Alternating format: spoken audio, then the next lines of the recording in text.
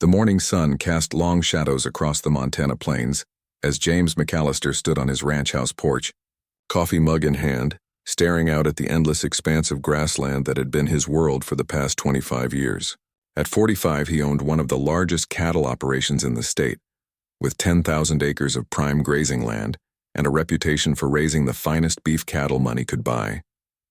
Yet as he looked at his sprawling empire, all he felt was the familiar ache of loneliness that had settled in his chest 15 years ago when cancer took his beloved wife. The ranch house behind him told the story of a man who had given up on living and simply existed. Dishes piled high in the sink, dust covered every surface, and the smell of burnt coffee hung permanently in the air. His meals consisted of whatever he could heat up in a can or grab from the local diner on his monthly trips to town. The beautiful kitchen, his wife, once filled with the aroma of fresh bread and Sunday roasts now, served as nothing more than a place to store empty beer bottles and stack unopened mail. His ranch hands often joked about their boss's bachelor lifestyle, but they worried too. They saw how he worked from dawn to dusk, throwing himself into every task with the intensity of a man trying to outrun his thoughts. They watched him lose weight, saw the dark circles under his eyes, and noticed how he'd forgotten how to smile. More than once, his foreman had suggested hiring help for the house, but James always brushed off the idea with a grunt and a wave of his hand. But this morning was different. This morning, James had reached his breaking point. He'd woken up to find mice had gotten into his pantry again. His coffee maker had finally given up after years of abuse, and his last clean shirt had somehow acquired a stain that looked suspiciously like motor oil. As he stood there in his wrinkled clothes drinking bitter instant coffee from a chipped mug, he realized he couldn't live like this anymore. The drive to town took 45 minutes along dusty back roads that wound through rolling hills dotted with cattle. James rarely made this trip unless absolutely necessary, preferring the isolation of his ranch to the well-meaning but intrusive questions of townspeople who remembered him as half of a happy couple. Today, however, he had a mission. The offices of the local newspaper occupied a small building on Main Street, squeezed between the hardware store and the old-fashioned barber shop. The editor, an elderly man named Frank who had known James since he was a boy, looked surprised to see the reclusive rancher walk through his door. "Well, I'll be damned," Frank said, setting down his reading glasses. "James McAllister, as I live and breathe. What brings you to town?" James shifted uncomfortably, suddenly wondering if this was a mistake. "Need to place an advertisement," he mumbled, avoiding eye contact. Frank's eyebrows shot up. "Selling cattle? Or maybe some of that prime land?" "No." James cleared his throat, feeling heat rise in his cheeks. "Need a cook. And a housekeeper." The silence that followed felt endless. Frank stared at him with undisguised amazement, as if James had just announced he was planning to fly to the moon. Finally, the old editor broke into a slow grin. "Well, I'll be. It's about time, son. Your Martha, God rest her soul, would have wanted you to take care of yourself." James flinched at the mention of his wife's name but pressed on. "Just need someone who can cook decent meals and keep the place clean." "Nothing fancy," Frank nodded, pulling out a notepad. "Any particular requirements? Age, experience, that sort of thing?" James thought for a moment. In his mind, he pictured an older woman, maybe someone whose children had grown and moved away, looking for steady work and a quiet place to live. Or perhaps a young woman from one of the local families, someone dependable who wouldn't ask too many questions or try to change his carefully ordered routine. "Someone reliable," he said finally. "Someone who won't try to reorganize everything." Frank chuckled, understanding the deeper meaning. "Someone who won't try to make it feel like home again, you mean?" James didn't answer, but his jaw tightened. That was exactly what he meant. The advertisement appeared in the next day's paper, tucked between notices for farm equipment sales and church bake sales. Experienced cook and housekeeper wanted for large ranch. Room and board provided. Must be reliable and respectful of privacy. Contact J. McAllister, Box 247. For 3 days, James heard nothing. He began to think no one was interested, which both relieved and disappointed him. Maybe this whole idea was foolish.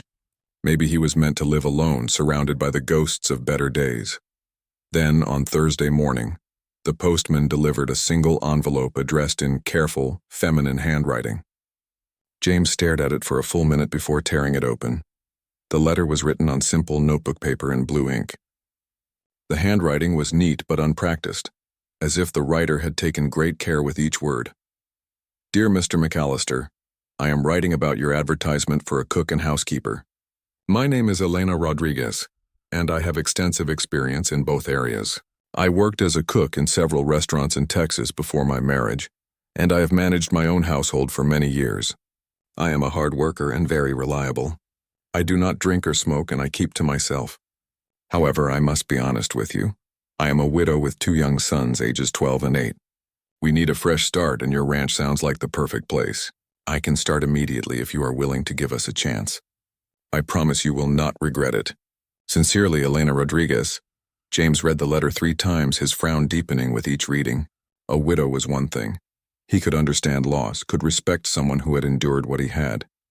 But children, 2 boys, the thought of having kids running around his quiet ranch, disrupting his routines, bringing noise and chaos to his carefully controlled world, made his stomach knot with anxiety. He set the letter aside and tried to forget about it. But throughout the day, as he worked with his cattle and mended fences, phrases from the letter kept echoing in his mind. We need a fresh start.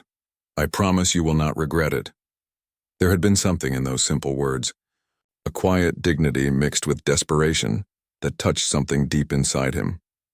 That evening, as he sat in his empty kitchen eating cold beans straight from the can, James found himself thinking about the woman and her boys. Where were they living? What had happened to her husband? What kind of desperation would drive a mother to respond to an advertisement from a complete stranger, hundreds of miles away? He looked around his house, really looked at it, seeing it through the eyes of a woman with children. The broken floorboard in the hallway, the faded wallpaper peeling at the corners, the windows that hadn't been properly cleaned in years. It was no place for a family. Hell, it was barely fit for a man. But maybe that was exactly what it needed. Maybe what this old house needed was the sound of children's laughter echoing through its rooms again. Maybe what he needed was a reason to care about something besides work. Before he could change his mind, James sat down at his kitchen table and wrote his reply. Mrs. Rodriguez, you and your boys are welcome here. Can you be ready to travel next week? I will send money for bus tickets, J. McAllister. As he sealed the envelope, James felt something he hadn't experienced in 15 years, a flutter of nervous anticipation about the future. The Greyhound bus wheezed to a stop at the tiny station that served as the gateway to 3 counties worth of Montana ranch land. Through the dusty window, Elena Rodriguez could see nothing but endless sky and rolling grassland stretching to the horizon. Her stomach churned with a mixture of nerves and the motion sickness that had plagued her for the last 200 miles of winding mountain roads. Mama, is this really it? 12-year-old Miguel whispered, pressing his face against the glass. His dark eyes were wide with uncertainty as he took in the stark landscape so different from the bustling neighborhoods of Houston they had called home. 8-year-old Diego had been silent for the past hour, clutching his worn stuffed rabbit and staying close to his mother's side.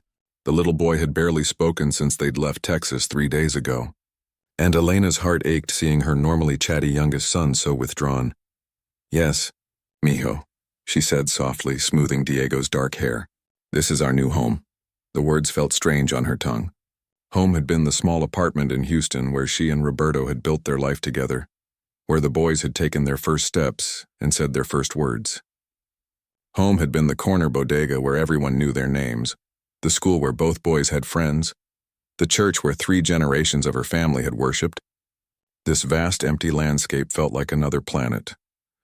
Elena gathered their few possessions, 2 battered suitcases held together with rope and duct tape, a paper bag containing the last of their food, and Diego's backpack stuffed with his most precious belongings.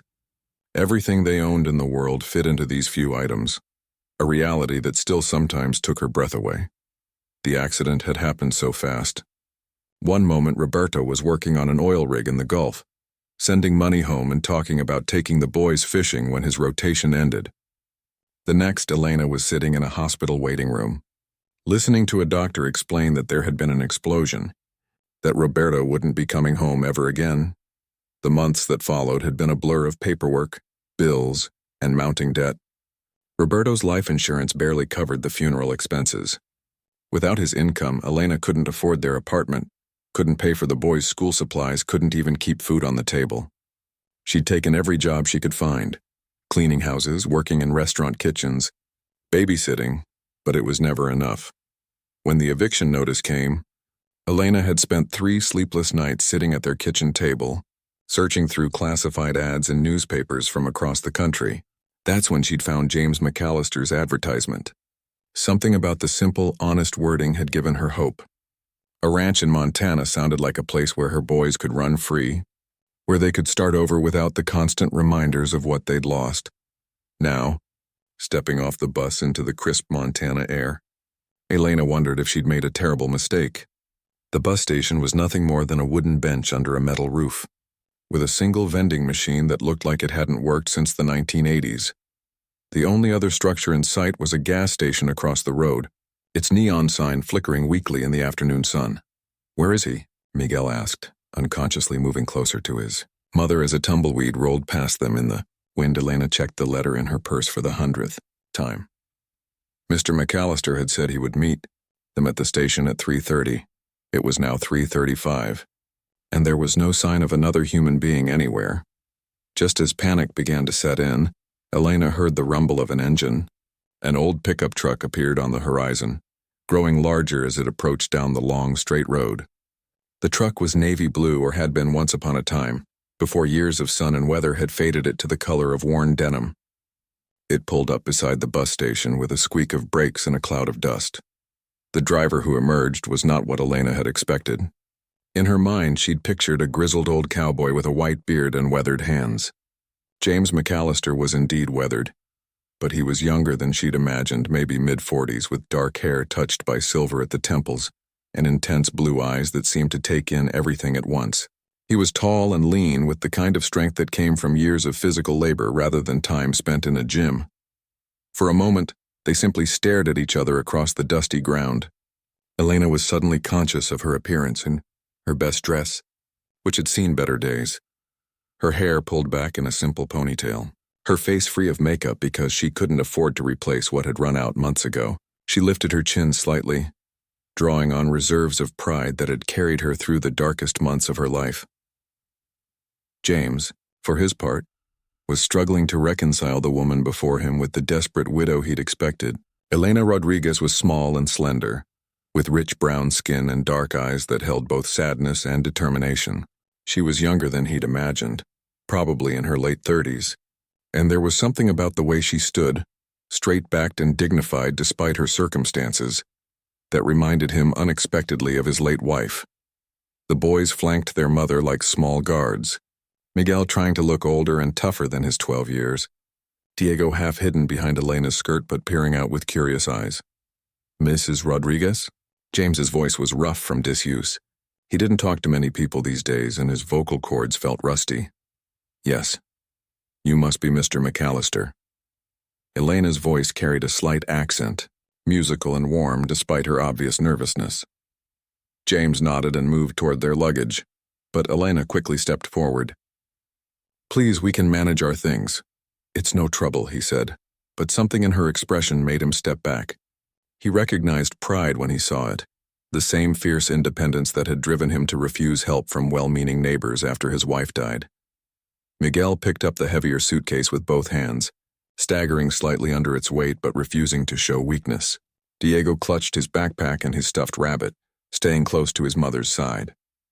Elena shouldered her purse and picked up the remaining bag, and together the small family made their way to the truck. The drive to the ranch was awkward and mostly silent. Elena sat in the passenger seat, her hands folded tightly in her lap, while the boys squeezed together in the narrow back seat. The truck's radio was broken, leaving only the sound of the engine and the wind whistling through a crack in Diego's window. "How long have you lived here?" Elena asked finally, desperate to break the tension. 25 years, James replied, his eyes fixed on the road ahead. "Built the ranch up from nothing."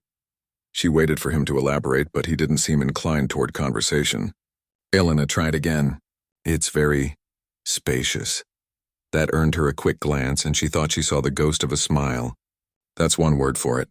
Miguel leaned forward from the back seat. "How many cows do you have?" "Cattle," James corrected automatically, then seemed to catch himself being pedantic. "About 3,000 head." Diego's eyes widened. In Houston, the most animals he'd seen in one place were the pigeons at the park. "Do you have horses?" Miguel pressed, his earlier sullenness forgotten in his excitement. A few. James's voice softened slightly when addressing the boys. Workhorses, mostly, and one old mare who's earned her retirement. As they drove deeper into ranch country, Elena began to understand the true scale of James McAllister's operation. Fences stretched for miles in every direction, enclosing pastures dotted with cattle that looked like toys from this distance. They passed several smaller buildings, barns, equipment sheds, what looked like bunkhouses for the ranch hands. Finally, they crested a small hill, and Elena saw their destination. The ranch house sat in a valley, surrounded by tall cottonwood trees that provided the only vertical relief in the vast landscape. It was larger than she'd expected, 2 stories with a wide porch that wrapped around the front and sides. It had probably been beautiful once, but even from a distance, she could see it needed attention. Peeling paint, sagging porch railings, windows that could use a good cleaning. As they pulled up in front of the house, James turned off the engine and sat still for a moment, his hands gripping the steering wheel. Elena sensed his uncertainty and realized that he was just as nervous about this arrangement as she was. It's not much to look at right now, he said finally, the first hint of vulnerability she'd heard in his voice. Elena stepped out of the truck and looked up at the house that would be their new home. Despite its shabby exterior, she could see the good bones underneath. Solid construction, generous rooms, a kitchen window that would catch the morning sun.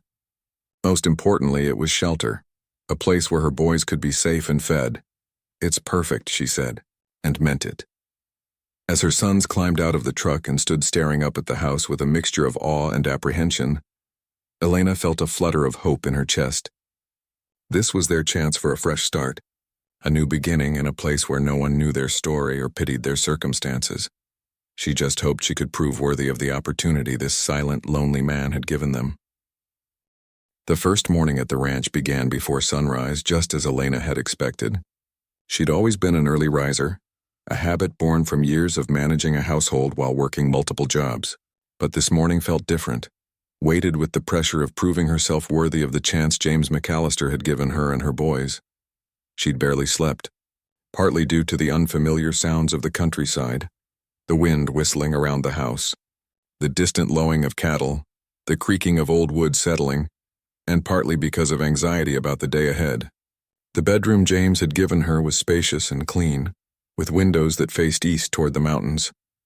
The boys were sharing the room next door, and she'd heard them whispering long into the night, their voices a mix of excitement and homesickness.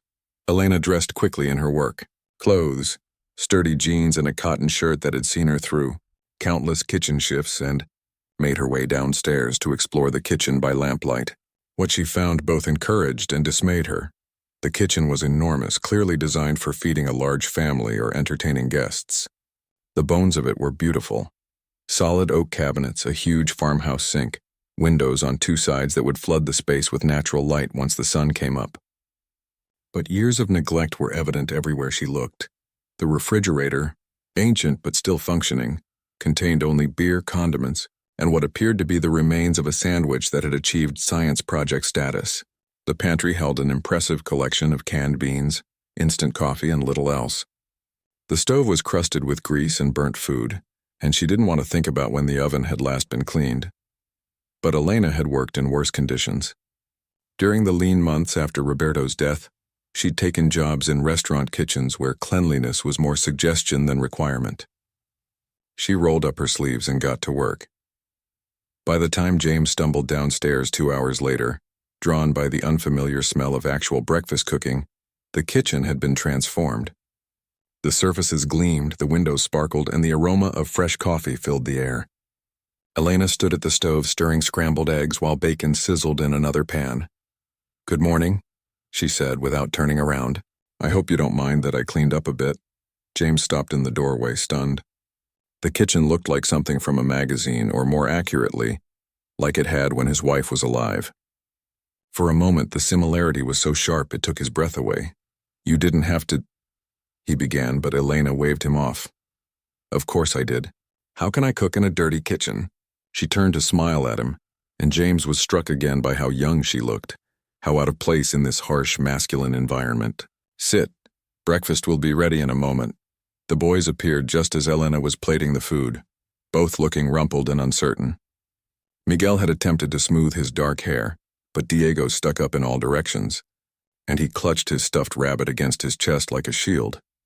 The meal that followed was awkward, punctuated by long silences and the careful clink of silverware against plates. James ate mechanically, unused to having company at his table, while the boys picked at their food and darted glances at the stern-faced man who held their future in his hands. "This is very good," James said finally, and Elena's face lit up with relief. "Thank you. I was wondering if you could tell me about the grocery situation. I'll need to know what stores you use, what your preferences are for meals." As Elena launched into a practical discussion about meal planning and household management, James found himself relaxing slightly. She was treating this like a business arrangement, which was exactly what he wanted. No emotional complications, no attempts to fill the void his wife had left behind. Just good food and a clean house in exchange for room, board, and wages. But over the following days, the adjustment proved more difficult than any of them had anticipated. The boys, uprooted from everything familiar, struggled with the isolation and the dramatic change in their circumstances. In Houston, they'd lived in a neighborhood where children played in the streets until dark, where Spanish and English flowed interchangeably, where the corner store owner knew their names and saved the good candy for them. Here the nearest neighbor was 5 miles away, and the silence at night was so complete it felt oppressive. Miguel, trying to be the man of the family, threw himself into exploring their new environment with determined enthusiasm. He investigated every corner of the ranch buildings, watched the hired hands work with the cattle, and peppered anyone who would listen with questions about ranch life. But his bravado couldn't quite hide the fear in his eyes when he thought no one was looking. Diego had it worse. The shy 8-year-old missed his friends, his teacher, even the familiar sounds of traffic outside their old apartment. He clung to his mother's side whenever possible and rarely spoke above a whisper. At night, Elena often heard him crying quietly into his pillow, and her heart broke a little more each time. For James, the disruption to his carefully ordered life was jarring in ways he hadn't anticipated. He'd lived alone for 15 years, answering to no one, eating when he pleased, coming and going without explanation. Now there were voices in his house, laughter echoing through rooms that had been silent for too long, the sound of running feet on the stairs he'd climbed alone for so many years. The breaking point came at the end of their second week. Diego, homesick and overwhelmed, had been crying all evening despite Elena's best efforts to comfort him. His sobs echoed through the house, a heartbroken sound that reminded James too clearly of his own grief. Unable to bear it, he'd retreated to his study and closed the door. But the sound followed him through the walls. When he finally emerged, he found Elena in the kitchen, washing dishes with more force than necessary. Her shoulders were tense, and he could see the exhaustion in every line of her body. "Maybe this was a mistake," he said quietly. Elena's hands stilled in the soapy water.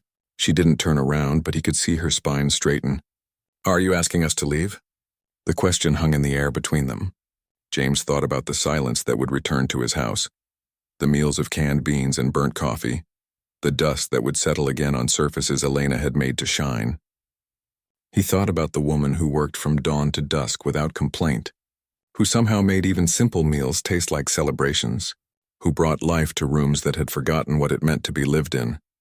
And he thought about the boys, Miguel with his eager questions and barely contained energy, Diego with his shy smiles and artistic sketches of ranch life that he left around the house like small gifts. "No," he said finally. "I'm not asking you to leave, but this is hard for all of us." Elena finally turned to face him, her dark eyes bright with unshed tears. "I know it is. The boys, they're having a difficult time adjusting, and I know we're disrupting your peace." "It's not about peace," James said, surprising himself with his honesty. "I'd forgotten what it was like to have people around, to have to consider anyone else's needs.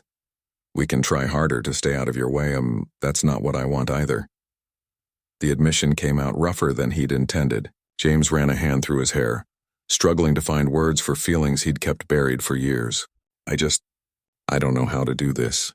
How to be around people again." Elena studied his face for a long moment, seeing past his gruff exterior to the lonely man beneath. "None of us know how to do this," she said softly. "We're all learning." The next morning, James made an unprecedented decision. Instead of eating his breakfast quickly and escaping to the barns, he lingered at the table after Miguel and Diego had finished eating. "Miguel," he said, and the boy looked up with eager attention. "Want to learn how to properly saddle a horse?" The transformation on the boy's face was immediate and complete. "Really? You'd teach me?" "Can't learn ranch work without knowing horses," James replied, trying to downplay his gesture. "Can I come too?" Diego asked quietly, speaking directly to James for the first time since their arrival. James looked at the small boy with his wide, dark eyes and serious expression. "Can you follow instructions and stay out of trouble?" Diego nodded solemnly, and James found himself fighting back a smile. "All right then, both of you, after breakfast." As Elena watched James lead her sons toward the barn, something tight in her chest began to loosen. This gruff, lonely man was trying, just as they all were. Maybe with time and patience they could figure out how to become something that resembled a family. The sound of Miguel's excited chatter and Diego's delighted laughter drifted back from the barn, mixing with the deeper rumble of James's voice as he explained the proper way to approach a horse. For the first time since they'd arrived, Elena allowed herself to hope that they might actually make this work. But she also knew that the real test was yet to come. Living together was one thing. Learning to trust each other, to depend on each other, to open their hearts to the possibility of love again, that would require more than just good intentions and determination. As she watched through the kitchen window, she saw James lift Diego onto the back of a gentle old mare, while Miguel beamed with pride beside them. Maybe, she thought, they were already taking the first tentative steps toward something bigger than any of them had dared to dream. October arrived with a burst of golden aspen leaves and crisp mornings that required jackets for the first time since Elena and the boys had arrived at the ranch. The change in seasons seemed to mirror a subtle shift in the household dynamics, as if the cooling air had given everyone permission to relax their guard just a little. Elena had settled into a routine that brought order and warmth to the old ranch house. She rose each morning at 5, started coffee in the percolator James preferred, and had breakfast ready by the time he came downstairs. But somewhere along the way, the meals had evolved from simple fuel into something approaching art. The ranch hands began to take notice first. They'd always eaten their midday meal in the bunkhouse, making do with sandwiches and whatever could be heated up quickly. But the aromas drifting from the main house kitchen were impossible to ignore, and Elena's warm invitation for them to join the family for Sunday dinner had been accepted with grateful enthusiasm. Word spread quickly, through the small community of ranch workers, that the boss's new cook was something special. Elena's chicken mole, rich and complex with a hint of chocolate, had grown men fighting over seconds. Her homemade tortillas, rolled thin and cooked on a cast-iron griddle until they puffed with steam, were so superior to store-bought that nobody complained when she served them with every meal. Even her simple vegetable soup, made with fresh herbs from the garden she'd planted behind the kitchen, had the cowboys asking for the recipe to send to their own wives and mothers. But it wasn't just the food that drew people to Elena. She had a gift for making everyone feel welcome, for remembering details about their lives and asking follow-up questions that showed she genuinely cared. She knew that Pete, the oldest ranch hand, worried about his daughter away at college. She remembered that Tommy had a birthday coming up and surprised him with his favorite chocolate cake. When Carlos injured his hand in a roping accident, she insisted on checking his bandages daily and made sure he was eating properly while he healed. James watched this transformation of his household with feelings he couldn't quite name. For 15 years, the ranch had been a place of work, nothing more. The hands did their jobs and went home to their families or retreated to the bunkhouse to play cards and drink beer. James existed on the periphery of their lives, respected as their boss but never truly part of their community. Now, his house had become the heart of the ranch.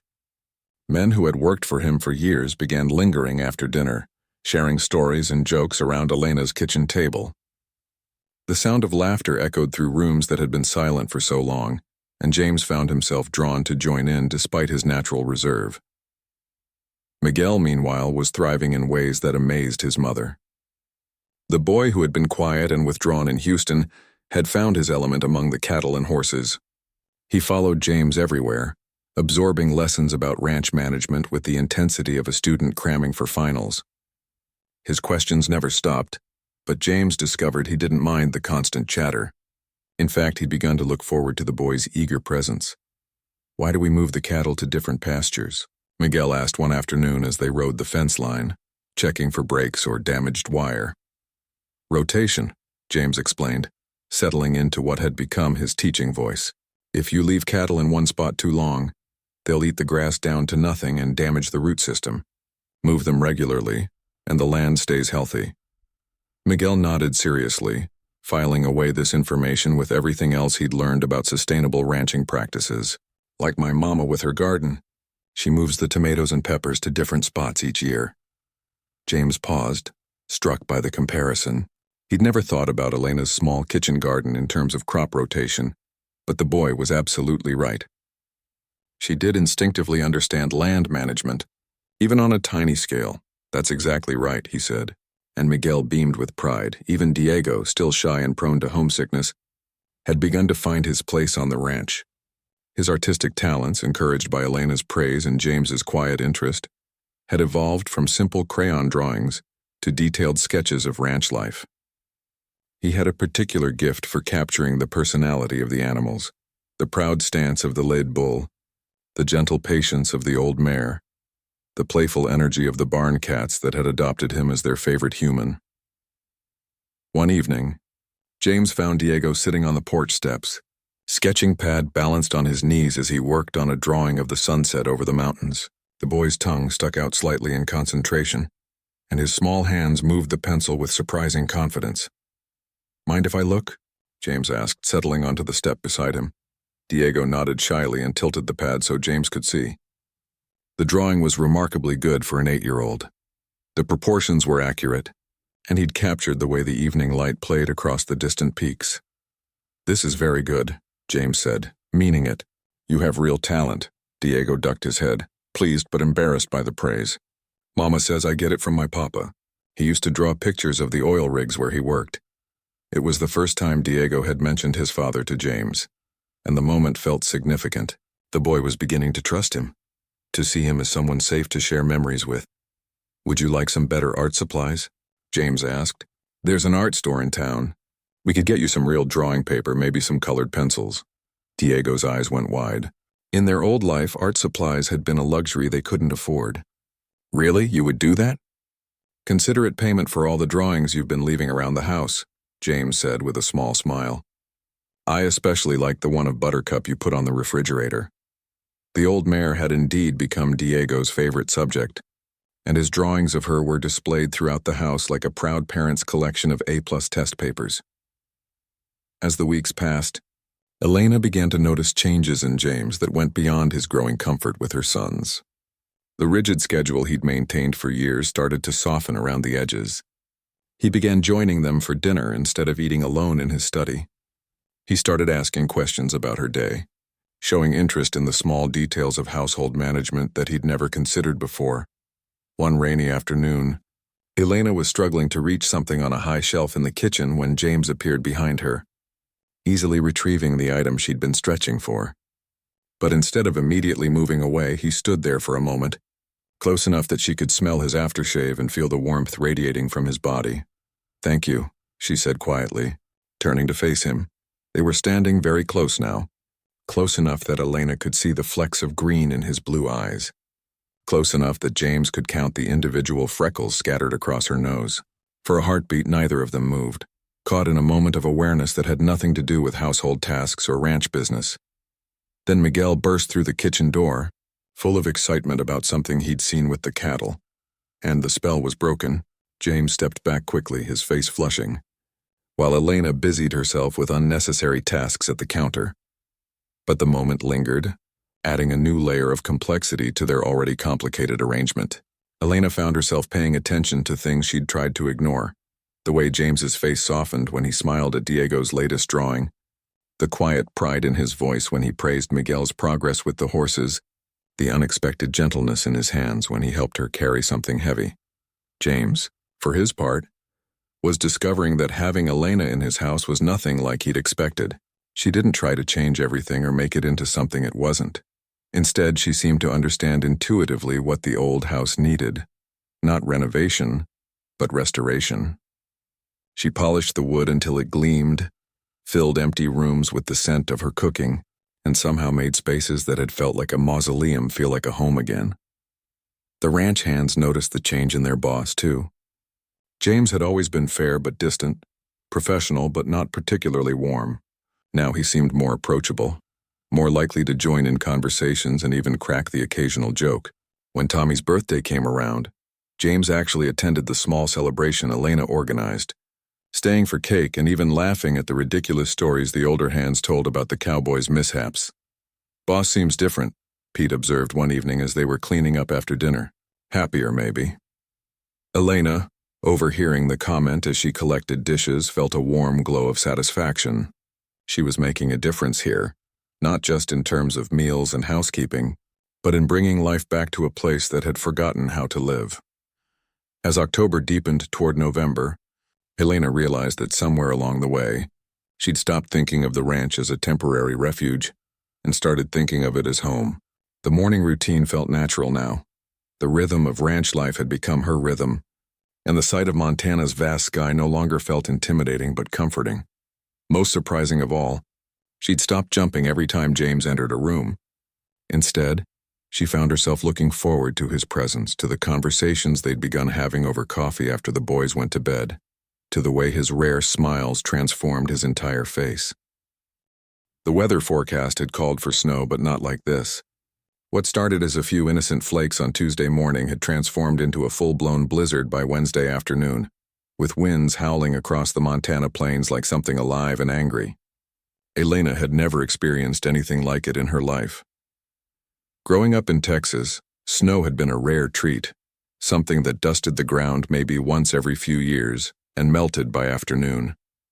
This was different, a wall of white that made it impossible to see more than a few feet in any direction, with temperatures that made her bones ache even inside the warm house. James had spent Tuesday evening moving through the house like a man preparing for war, checking supplies, testing the backup generator, making sure they had enough firewood stacked on the porch. His usual calm demeanor had an edge of tension that Elena found unsettling. "How long do storms like this usually last?" she asked, watching him secure shutters over the kitchen windows. "Depends," he said, not meeting her eyes. "Could be a day or two. Could be a week." By Wednesday night, the storm had intensified beyond anything the Weather Service had predicted. The power flickered twice before going out completely, leaving them dependent on the generator James had thankfully thought to fuel and test. The wind screamed around the house with such force that even thick walls couldn't muffle it entirely, and Elena found herself unconsciously checking on the boys every hour, reassuring herself that they were safe and warm. Miguel thought the whole thing was an adventure, at least at first. He pressed his face to the windows, marveling at the way the snow swirled and danced, completely transforming the landscape he'd grown familiar with. Diego was less enthusiastic, staying close to Elena and jumping at every loud gust of wind. It was Thursday morning when they discovered the real problem. James had been checking on the cattle sheltering in the near pastures when he noticed that a section of fence had been damaged by a fallen tree. Worse, a group of about 30 head had pushed through the break and wandered off into the storm. In weather like this, cattle had a tendency to drift with the wind until they found shelter, which could take them miles from safety. "I have to go find them," James announced, pulling on his heaviest coat and checking his radio for the third time. In this, Elena stared at him as if he'd announced plans to fly to the moon. Through the kitchen window, she could barely make out the barn, which was less than 50 yards away. "You can't see anything out there. Those cattle will freeze to death if they don't find proper shelter," James said grimly. "And if they get too far out on the range, I might not find them at all once this clears." Elena felt a chill that had nothing to do with the storm. The thought of James disappearing into that white void, of him getting lost or injured with no way to call for help, made her stomach clench with fear. "Then we'll all go," she said, surprising herself with the firmness in her voice. James stopped adjusting his radio and stared at her. "Elena, no. It's too dangerous. You don't understand what it's like out there. I understand that 30 cattle represent a significant financial loss for this ranch," she replied, lifting her chin in the stubborn gesture he'd come to recognize. "And I understand that you're more likely to get lost or hurt if you go alone." "She's right, Mr. James," Miguel said, appearing in the kitchen doorway with Diego close behind him. Both boys were already bundling up in their warmest clothes. "We can help." We know the ranch pretty good now. James looked at the three faces staring at him with determination and felt something shift in his chest.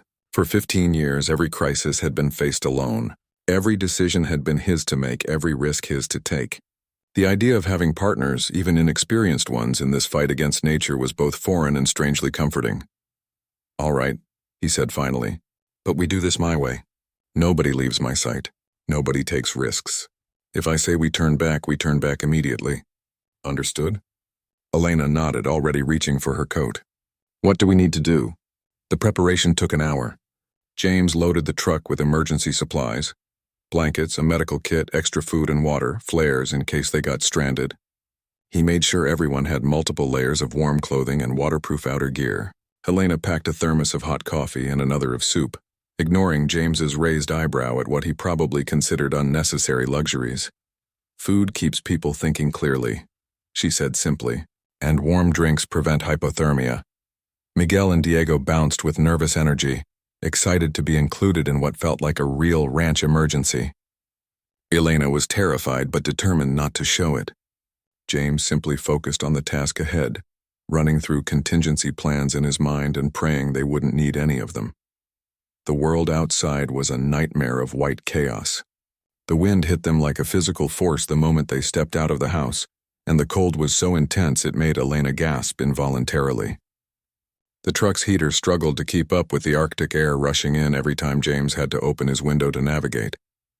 Driving was a matter of instinct and experience rather than sight.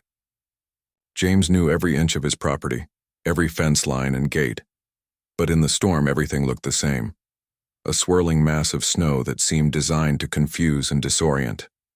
He drove slowly, following fence lines when he could see them, relying on his internal compass when he couldn't. "There," Miguel said suddenly, pointing through the windshield. "I think I see something dark." James squinted through the snow and spotted what the boy had seen, a cluster of darker shapes huddled against a rocky outcropping. As they got closer, it became clear that they'd found some of the missing cattle, but not all of them. 18 head, James counted, shouting to be heard over the wind. "We're still missing 12. Getting the cattle moving was easier said than done. The animals were cold, stressed, and reluctant to leave their makeshift shelter. James and Miguel worked on foot, using noise and movement to encourage the cattle toward the truck, while Elena kept the engine running and Diego watched for strays trying to break away from the group. It took over an hour to get the 18 head moving in the right direction, following the truck at a pace that felt agonizingly slow, but it was progress.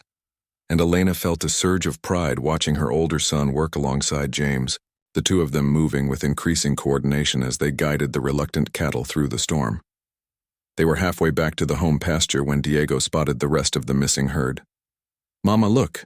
He pressed his face to the side window, pointing toward a distant stand of trees. "Are those cows over there?" James stopped the truck and peered through his binoculars. Even through the swirling snow, he could make out the distinctive shapes of cattle clustered in the shelter of the pine trees. But they were at least a quarter-mile off their route, and getting to them would mean leaving the 18 head they'd already gathered. "Elena," he said, turning to face her, "can you and Diego manage getting these cattle back to the pasture? It's a straight shot from here, and they know where they're going now." Elena's heart hammered against her ribs. The idea of being responsible for 18 head of valuable cattle in the middle of a blizzard was terrifying. But she could see the logic in James's plan, and she'd learned enough about ranch work to understand what needed to be done. "Yes," she said, hoping she sounded more confident than she felt. "We can do it. Miguel and I will get the others and catch up with you," James said. "Keep them moving. Don't let them spread out too much. And whatever you do, don't lose sight of the fence line." As Elena slid behind the wheel of the truck and James and Miguel disappeared into the white curtain of snow, she felt the full weight of responsibility settle on her shoulders. These weren't just animals. They represented months of feed costs, breeding programs, James's financial future. If she lost them, if she made a mistake that cost him money he couldn't afford to lose, she'd never forgive herself. But Diego, sensing his mother's nervousness, reached over and squeezed her hand. "You can do it, Mama. I'll help watch for the fence." And somehow they managed. Elena kept the truck moving at a steady pace, using her horn and occasional shouts out the window to keep the cattle grouped together.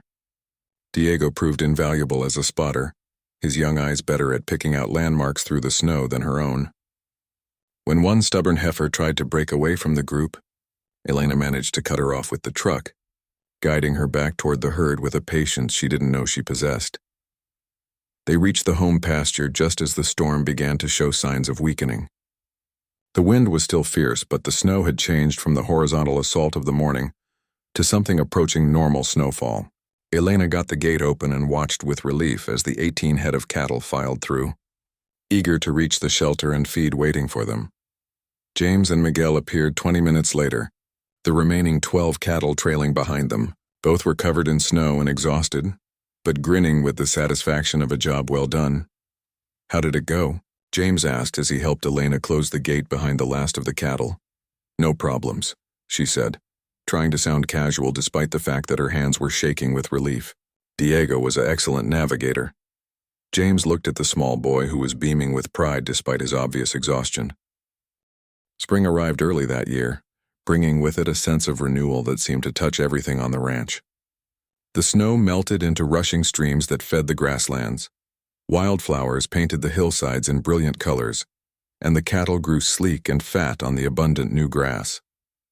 But the most noticeable change wasn't in the landscape. It was in the people who called the ranch home. Elena had blossomed in ways she hadn't expected. The confidence she'd gained during the blizzard had continued to grow through the winter months. She made decisions about household management without asking permission, organized the ranch hand's schedules to accommodate her meal planning, and had even begun keeping the ranch's books when James discovered her talent with numbers. "You have a good head for business," he told her one evening as they went over the quarterly expenses together. They were sitting close at the kitchen table, their shoulders almost touching as they bent over the ledger books. "Roberto always said I was better with money than he was," Elena replied, then immediately wished she hadn't mentioned her late husband. These days, memories of Roberto felt less like fresh wounds and more like old photographs, precious but distant, part of a life that felt increasingly separate from her current reality. If James noticed her discomfort, he didn't show it. Instead, he pointed to a column of figures that had been puzzling him. "What do you think about these feed costs? They seem high for this time of year." Elena studied the numbers, appreciating how he trusted her judgment enough to ask her opinion on ranch business. "I think Pete mentioned that the supplier raised prices after the bad weather. Maybe we should look at other options." These conversations had become a regular part of their evenings.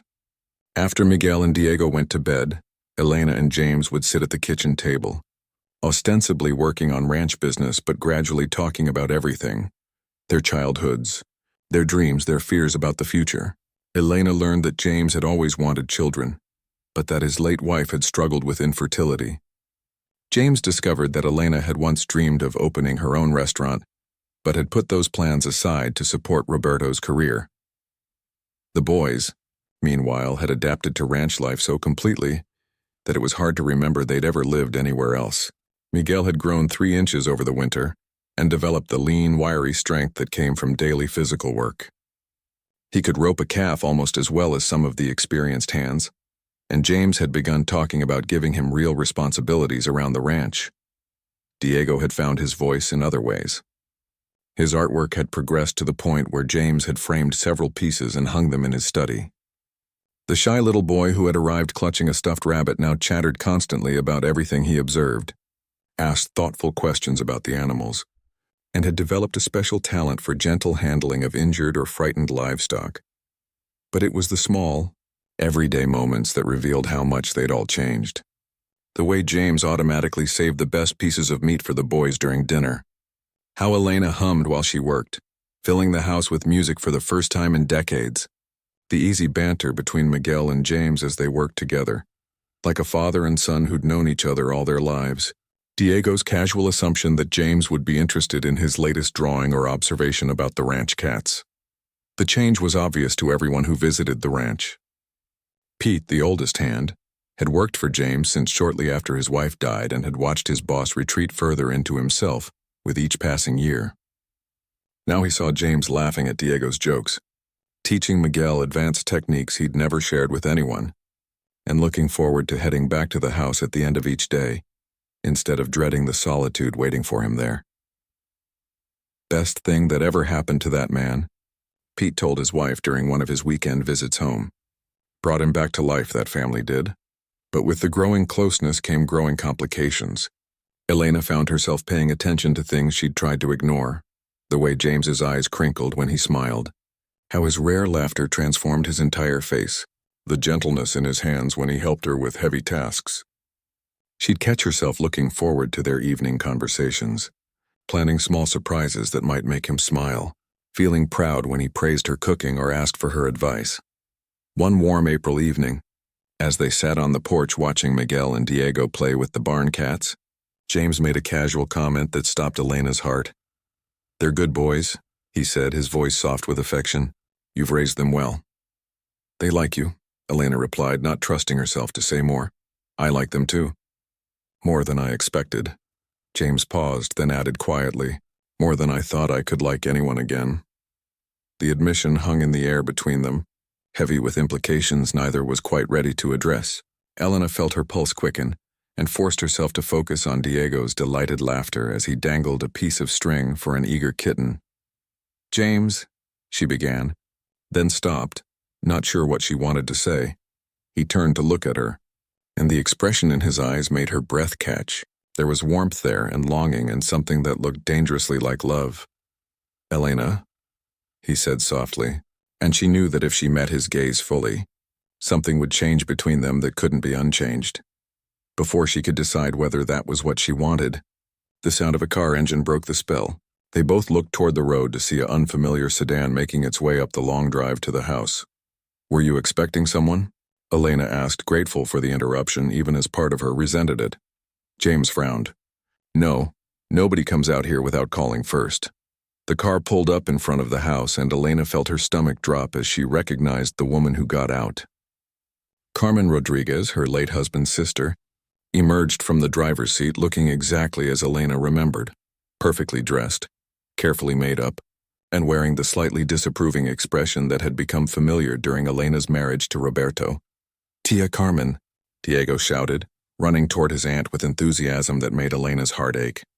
Miguel followed more slowly, old enough to remember that his aunt hadn't been particularly supportive after their father's death. "Hello?" "Boys," Carmen said, accepting Diego's hug while her sharp eyes took in their surroundings. "My goodness, you've grown.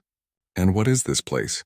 Elena stood slowly, smoothing her work clothes and wishing she'd had some warning. "Carmen, what brings you to Montana?" Her sister-in-law's smile was brittle. "I was worried about you, of course. When I got your letter with your new address, I had to see for myself how you were managing." The emphasis on the last word made it clear that Carmen had doubts about Elena's situation. James, sensing tension he didn't understand, stood as well and moved protectively closer to Elena. "Carmen, this is James McAllister. James, this is my sister-in-law, Carmen Rodriguez." James nodded politely and extended his hand, but Carmen barely acknowledged him. Her attention focused entirely on Elena and the boys. "We need to talk," Carmen said, her tone leaving no room for argument. "Privately." The conversation that followed, conducted in Elena's bedroom while James distracted the boys downstairs, was everything Elena had feared it would be. Carmen had strong opinions about Elena's choices, and she wasn't shy about sharing them. Living unmarried with a strange man in the middle of nowhere? What would Roberto think?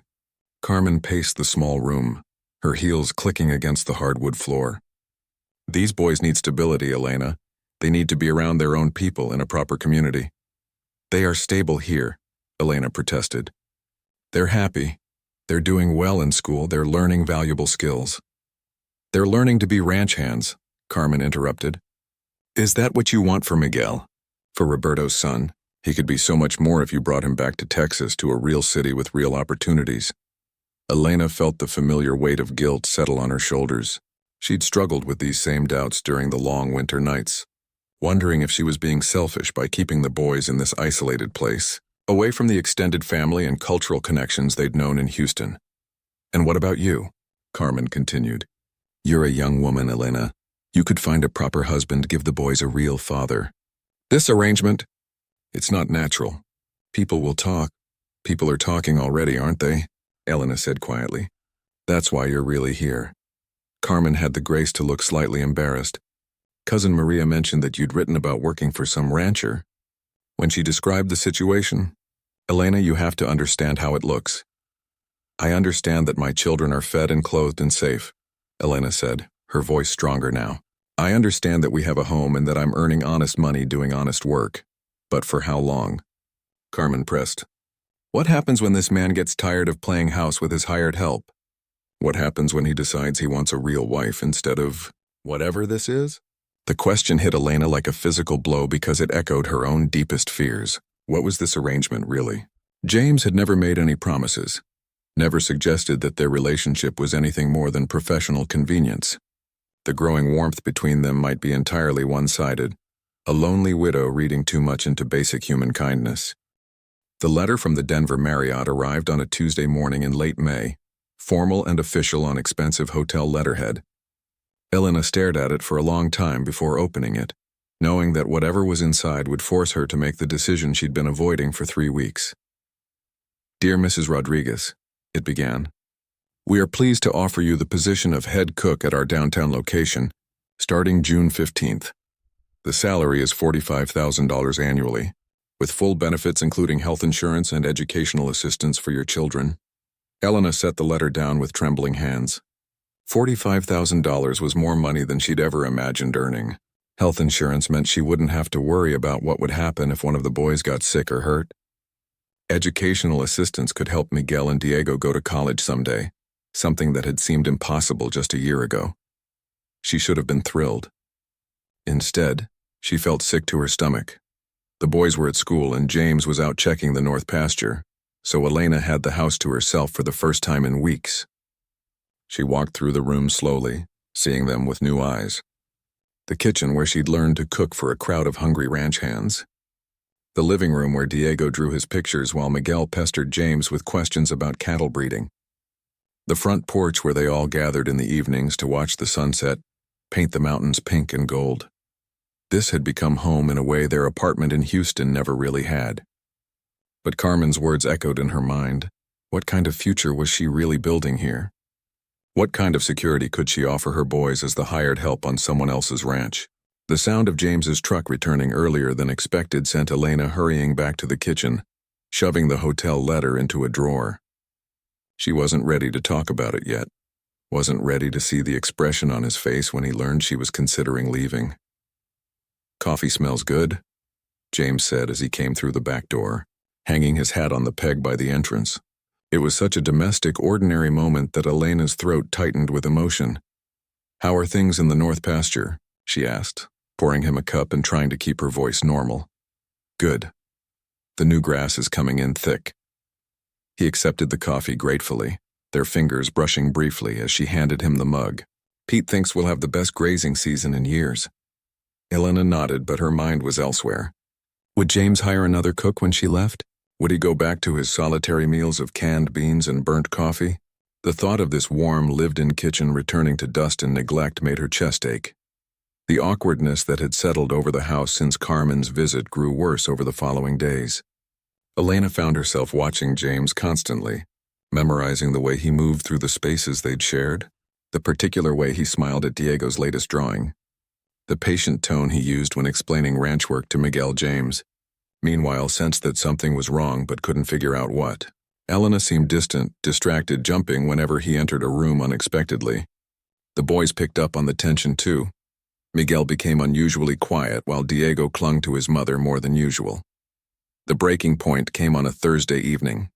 Elena was washing dishes after dinner when James approached her with a folded piece of paper. Found this blew into the yard, he said, his voice carefully neutral. Looks like it might be important. Elena's heart sank as she recognized the hotel letterhead. The letter must have fallen from her pocket or been blown out when she emptied the wastebasket. James had obviously read enough to understand what it was. We need to talk, he said quietly. They sat at the kitchen table where they'd shared so many conversations, but this time the atmosphere was heavy with unspoken tension. James spread the letter between them like evidence in a trial. Head cook position in Denver, he said. Good salary, benefits. Sounds like an excellent opportunity. Elena couldn't read his expression or his tone. Was he relieved? Disappointed? Angry that she'd kept it from him? My sister-in-law arranged it, Elena said finally. she thinks. She thinks the boys would have better opportunities in a city. She might be right. The words came out flat, emotionless. Better schools, more cultural opportunities, chance to be around other families like yours? Elena stared at him in surprise. You think I should take it? James was quiet for a long moment, staring down at his hands. I think you should do what's best for Miguel and Diego. That's not what I asked. He looked up then, and Elena saw something raw and vulnerable in his eyes before he quickly looked away again. What I want doesn't matter. I'm just your employer. Is that really what you think? Elena's voice was barely above a whisper. After everything we've been through together, is that all this is to you? James stood abruptly and walked to the window, his back rigid with tension. Elena, you're a beautiful woman with your whole life ahead of you. You're young, you're talented. You deserve more than being stuck on a ranch with a broken-down old cowboy who can't give you the kind of future you and your boys deserve. Don't I get a say in what kind of future I want? Do you? James turned to face her, his expression intense. Really? Because from where I stand, it looks like you've already made up your mind. You've been pulling away for weeks, acting like you can't wait to get out of here. Elena felt tears prick her eyes. I've been pulling away because I'm scared. Of me? Of this. She gestured between them, encompassing everything. The ranch, their growing closeness, the feelings she'd been trying to deny. Of caring too much and getting hurt again. Of making another mistake that cost my children their security. James crossed the room slowly and knelt beside her chair, taking her hands in his. His calloused palms were warm and steady, and Elena had to resist the urge to lean into his strength. I can't promise you won't get hurt, he said quietly. I can't promise I'll always know the right thing to say or do. But I can promise that I care about you and those boys more than I've cared about anything in 15 years. I can promise that if you stay, I'll spend every day trying to be the kind of man you and they deserve. Elena's tears spilled over then. What if it doesn't work out? What if we're not compatible long term? I can't put Miguel and Diego through another loss, another upheaval. And what if it does work out? James countered gently. What if we could build something real together? What if this could be the home you've all been looking for? Before Elena could answer, they heard the front door open and the sound of the boys returning from their evening chores. James stood quickly, releasing her hands, and Elena wiped her eyes, trying to compose herself. But Miguel had always been perceptive, and he took one look at their faces and frowned. What's wrong? Are we in trouble? No, mijo, Elena said quickly. We're just discussing some decisions. What kind of decisions?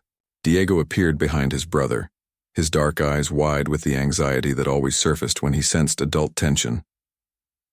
Elena looked at James, then at her sons, and realized she couldn't make this choice in isolation. These boys had opinions and feelings about their life here, and they deserved to be heard.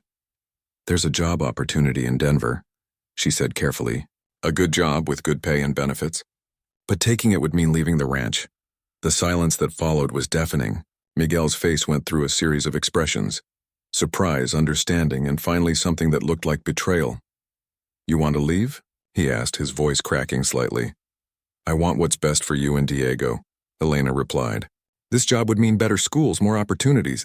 I don't want better schools, Miguel said fiercely. I want to stay here. This is my home now. James is teaching me everything about running a ranch, and I'm good at it. Why would I want to leave? Diego moved closer to James, unconsciously seeking comfort from the man who had become such an important figure in his young life. Are you making us go away because we did something bad? No, sweetheart, Elena said quickly, kneeling to pull Diego into her arms. You haven't done anything wrong. This is just grown-up stuff, complicated decisions. Then let us help decide, Miguel said with a maturity that caught Elena off guard. We live here too. We should get a say. James cleared his throat. Miguel's right. This affects all of us. He looked at Elena, his expression careful. Maybe we should all think about it overnight. Take some time to really consider what everyone wants. That night, Elena lay awake staring at the ceiling, her mind churning with impossible choices. Through the thin walls, she could hear Miguel and Diego whispering in their room, probably discussing the bombshell that had been dropped on their evening routine. Around midnight, she gave up on sleep and padded downstairs to make herself some tea. She was surprised to find James sitting at the kitchen table, still fully dressed, staring out the window at the moonlit ranch yard. Can't sleep either? She asked softly. He turned at the sound of her voice, and even in the dim light she could see the exhaustion in his face. Been thinking too much, I guess. Elena put the kettle on and sat across from him. About what I should do? About what I should have said weeks ago, before that sister-in-law of yours showed up and made you start doubting everything. James ran a hand through his hair, messing up the gray-streaked strands. About how I've been a coward, keeping my feelings to myself because I was afraid of scaring you away. 6 months later, the old ranch house buzzed with an energy it hadn't seen in decades. Elena stood in front of the bedroom mirror, smoothing the simple white dress she'd chosen for her wedding day. It wasn't elaborate. She'd bought it at a boutique in town, something elegant but practical that she could wear again for special occasions. But in the soft morning light streaming through the windows, she felt more beautiful than she ever had in her life. A soft knock at the door interrupted her thoughts. "Mama, are you ready?" Miguel's voice called from the hallway, and Elena smiled at the excitement she heard there. "Almost, mijo. Come in."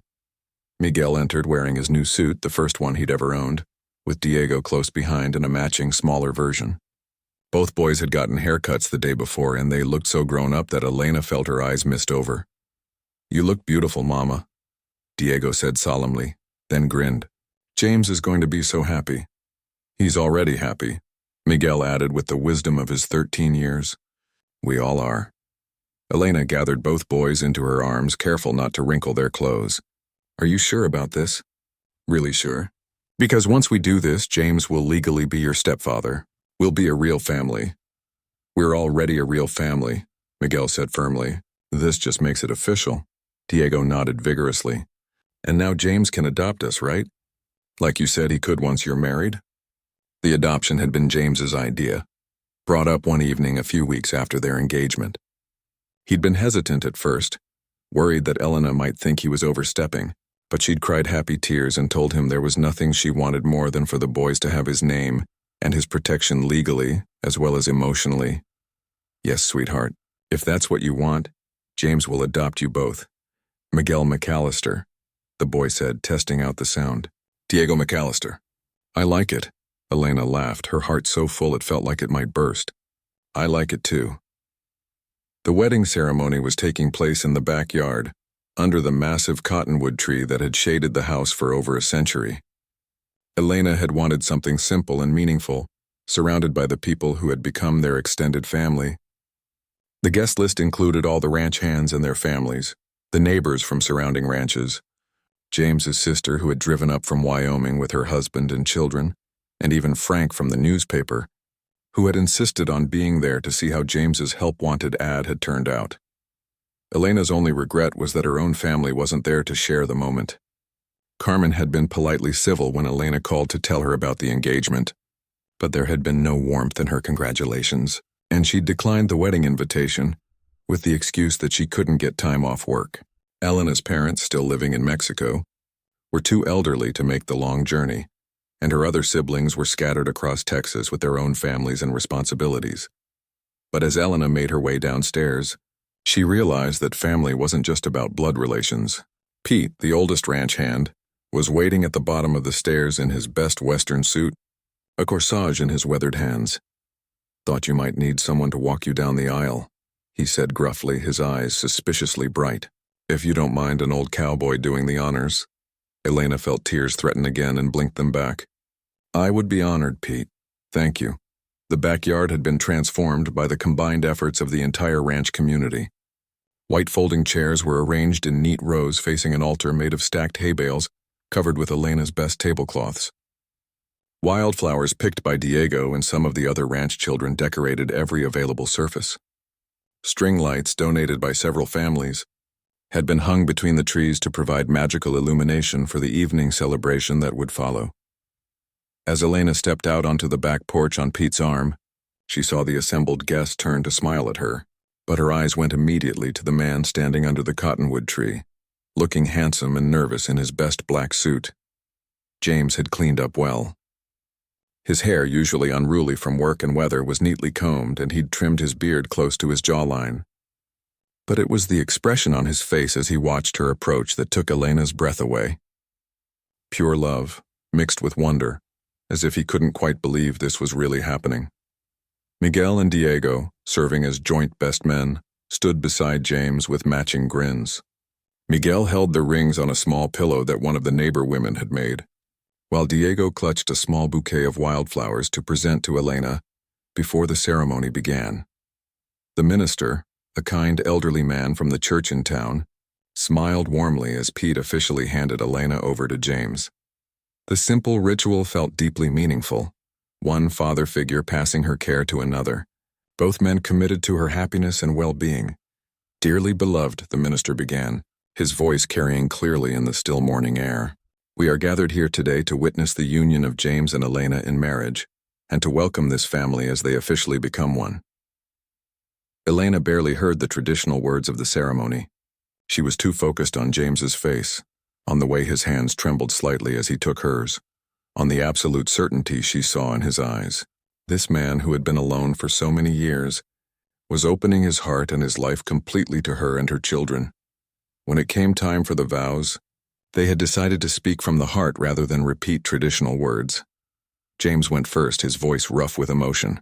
"Elena, 6 months ago I was just surviving, going through the motions of living without really being alive. You and Miguel and Diego didn't just move into my house. You moved into my heart and showed me what it means to have a family again. I promise to love you, protect you, and stand by you through whatever life brings us. I promise to be the best father I can be to your boys, and to make sure they always know how proud I am to call them my sons." Elena's voice shook as she replied, "James, you saved us in more ways than you'll ever know. You gave us not just a home, but a place where we belong. You taught my boys what it means to be strong and gentle at the same time. You showed me that it's possible to love again without forgetting what came before. I promise to be your partner in everything, to support your dreams and share your burdens, and to love you with all my heart for the rest of my life." When the minister pronounced them husband and wife, James's kiss was gentle and sweet, full of promise for the future they would build together. The assembled crowd erupted in cheers and applause, and Elena found herself laughing through happy tears as Miguel and Diego rushed forward to be included in the celebration. The reception that followed was everything Elena had dreamed of: informal, warm, and full of the kind of joy that comes from genuine community celebration. Tables made from sawhorses and plywood were laden with food contributed by every family present. There was barbecued beef from the ranch, tamales made by the wife of one of the Mexican ranch hands, potato salad and baked beans and cornbread and pies of every description. The ranch hands had pooled their money to hire a small country band, and dancing took place on a wooden platform they'd constructed for the occasion. James, claiming he hadn't danced in 15 years, proved surprisingly graceful as he waltzed with his new wife under the string lights as the sun set behind the mountains. "Happy?" he asked, pulling her close as the music swirled around them. "Happier than I ever imagined possible," Elena replied, meaning every word.